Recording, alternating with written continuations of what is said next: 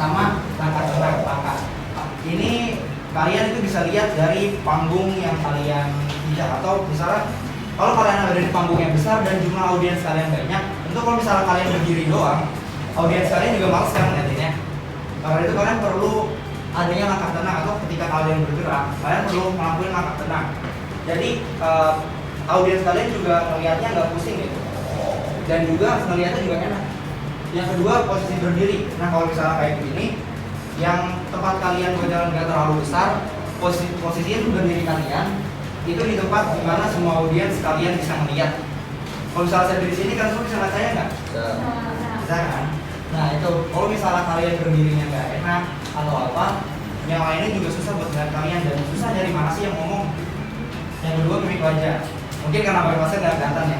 Cuma kita perlu mimik wajah yang ceria atau yang senyum, biar yang keluar itu namanya smiling voice. Nanti akan dijelaskan oleh Kak Dian. Yang keluar itu suara seneng gitu, jadi didengarnya juga enak. Jadi yang baca undang-undang dasar mungkin karena nervous atau lebih kurang. Tahu nggak apa bacanya gimana? Kakak bacanya undang-undang dasar di depan semua orang. Dan itu kakak bacanya nggak salah sekali doang, kan ada beberapa kata undang-undang dasar. Itu semuanya kakak salah baca, jadi undang-undang dasar. Kemudian yang ketiga ada aksentuasi atau stressing atau penekanan kata.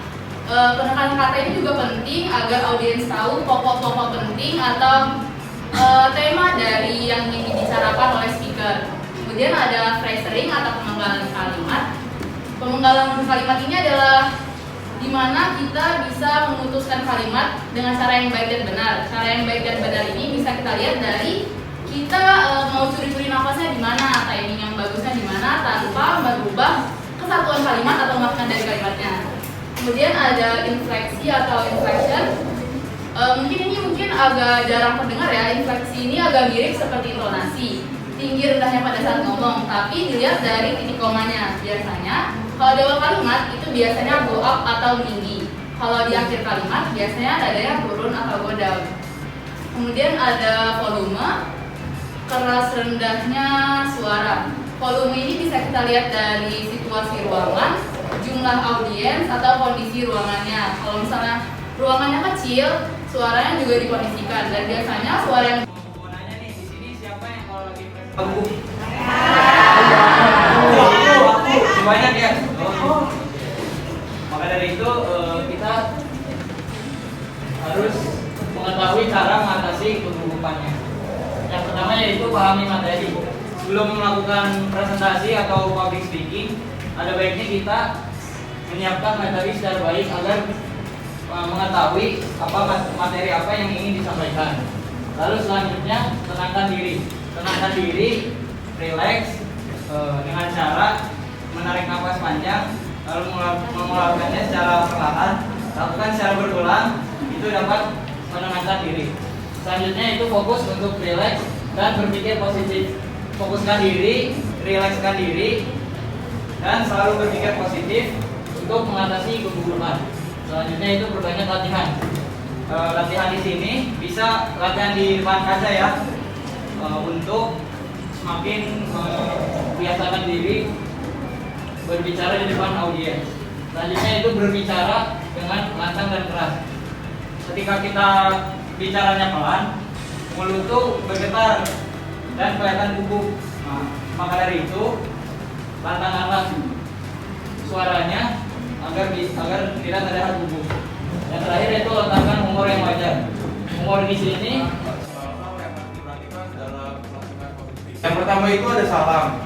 Kita sebelum memulai acara kayak gini nih, kita kan harus mengucapkan salam dulu ya. Terus perkenalan, biar kenal satu sama lain gitu kan. Nah, sebelum memulai masuk acara itu kita harus memberi jeda kepada audiens untuk menjawab salam kita gitu. Nah, yang kedua ini ada jumlah audiens. Jumlah audiens ini kita sebelum memulai itu kita harus melihat dulu nih situasi kondisi di dalam kelas ini kayak gimana, kayak melihat jumlah banyaknya gitu. Nah, apabila jumlahnya banyak, kita harus pelan gitu, kayak menggerakkannya agar para audiens semua ini pada bisa mengerti apa yang kita bicarakan gitu. Nah, yang ketiga ini ada smiling voice. Smiling voice ini setiap kita bicara itu kita harus memberikan senyuman agar kita terlihat vibes positif gitu, agar biar tidak dicap gitu atau gimana. Nah, yang ketiganya, yang keempat ini ada jokes ya. Kalau jokes ini sebagai opsi aja ya, kalau misalkan kita harus melihat situasi dan kondisi dalam acara tersebut. Kayak misalkan acaranya formal itu sebaiknya kita jangan menggunakan jokes ya. Namun kalau acaranya non formal gitu, bolehlah kita selingin jokes gitu. Pak, next up.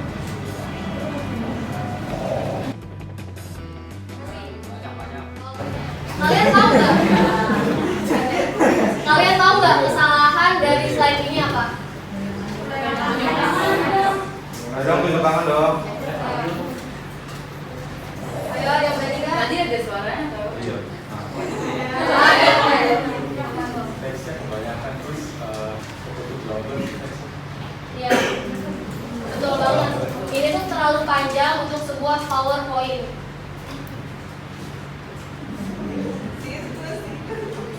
Yang pertama adalah planning. Planning ini perencanaan sebelum kita melakukan presentasi. Yang pertama, kita harus menyiapkan alat presentasi terlebih dahulu. Yang kedua adalah kita harus tahu tujuan kita memberikan informasi itu apa. Dan yang ketiga adalah kita harus memahami audiens. Memahami audiens ini kita harus tahu kebutuhan dan pemahaman mereka sampai semana dan apa yang mereka inginkan dari informasi yang akan disampaikan di presentasi ini. Contohnya ya, kakak kan memanfaatkan public speaking. Nah, tujuannya adalah memberi pelatihan kepada kalian agar kalian nih di saat menjadi mahasiswa setidaknya punya sedikit skill public speaking untuk dikembangkan nanti di kampus seperti itu. Nah, next. Yang ketiga adalah delivery. Ini tahap kalian menyampaikan. Kalau dikasih satu isu dan kalian masing-masing dari anggota kelompoknya harus ngasih satu kalimat yang deskripsiin topik itu, tapi harus beda setiap anggota kelompoknya. Nih ada berapa nih? 2, 4, 6, 8, 10, 12 ya kalimatnya. Lebih beruntung nih. Ya, ini bakal kakak contohin ya, kakak akan contohin nih misalnya topiknya tentang banjir. Mulai dari Angel, 1, 2, 3. Banjir menyebabkan harta dan benda hilang. Banjir terjadi karena hujan berlebih. Gitu. Banjir karena sampah. Banjir di Jakarta memerlukan penanganan tepat. Banjir disebabkan oleh pemukiman yang kumuh. Nah, gitu contohnya ya. Iya, beda-beda jawabannya. Apa?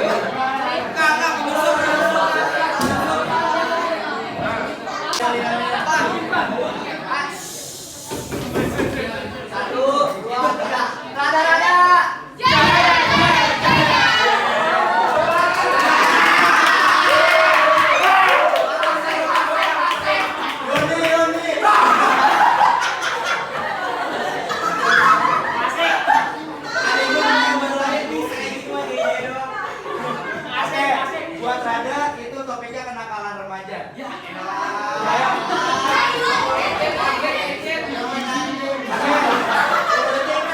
Buat mikirin kata-katanya. Dari sana 10, 9, 8, 7, 6, 5, 4, 3, 2, 1. Dari sini. Oke, kalimat.